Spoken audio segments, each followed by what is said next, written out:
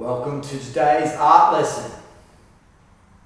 Remember the rules. The rules are, you've got to respect yourself, you've got to respect others, and you've got to respect the environment. And the main way that those rules are going to work in the art room is that you're going to listen to others when they're speaking, keep the noise down so people can do their art, and don't waste your materials. Respect the paper and the implements that you're using to work with, your pencils and brushes. If you can do that, everyone's going to be happy in the art room today. Okay team, now what we're going to do is we're going to talk about shapes. The learning intention for this lesson. In this lesson you will learn to apply negative space as a drawing tool. Success criteria. You will be successful if you can create drawings using negative space as your drawing tool.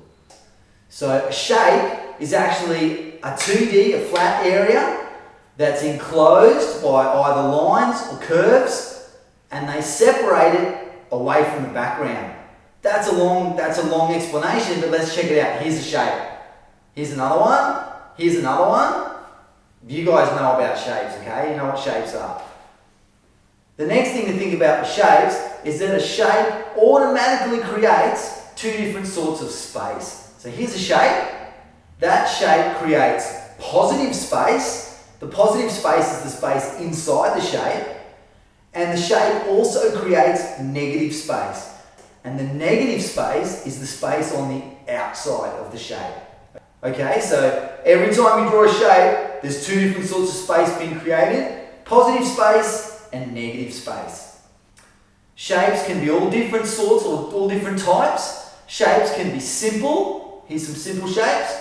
They can be complex. You get some simple shapes, start putting them together. You can make some complex shapes. You can have mechanical shapes, which is like straight lines and neat curves, sort of things you find in machinery, in clocks. Or you can have organic shapes, and they're more from nature. Some examples, all right? Shapes can lead the viewer towards an important part of the artwork. So the way you arrange the shapes or the way the shapes are put can lead the viewer, lead their eye. And when you're creating artwork with shapes, odd numbers of shapes can be better than even numbers. So if I start off here with 8 objects, according to art theory says that that picture will be nicer to look at if there's only 7. So we'll get rid of 1. And apparently that's better. Alright team, we're going to go now and look at some artwork made with shapes. Okay, this is Piet Mondrian, composition in red, blue and yellow from the 1930s. So Piet's done some nice rectangular and square shapes there. Nice composition. This is Mark Rothko, painting number 10, oil on canvas. Rothko is also using some very strong shapes in his artwork here. This painting's from the 1950s. And this is Henri Matisse. When he's getting very old, Henri couldn't paint anymore, so in 1953 he was making these shapes using cutout paper on canvas. Okay team, this is the art journal that we're using. These are the notes that I'd like you to put in your art journal for this lesson.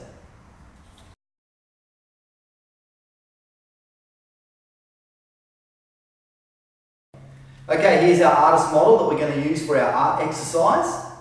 So I'm going to go on now to show you which part of the model to look at and what kind of art exercise we're going to do for this lesson.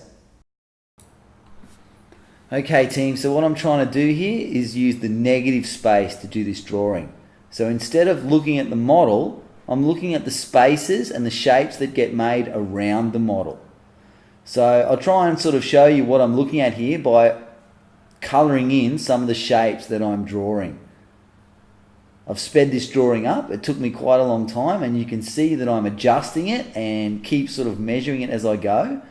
Sometimes when you're trying to do an accurate drawing, it's easier to look at the space around what you're drawing and the shapes that get made around what you're drawing than it is to actually draw or look at the object. So negative space is a great tool when you're trying to draw. So what I want you to do is work with me here and do this drawing with me in your book.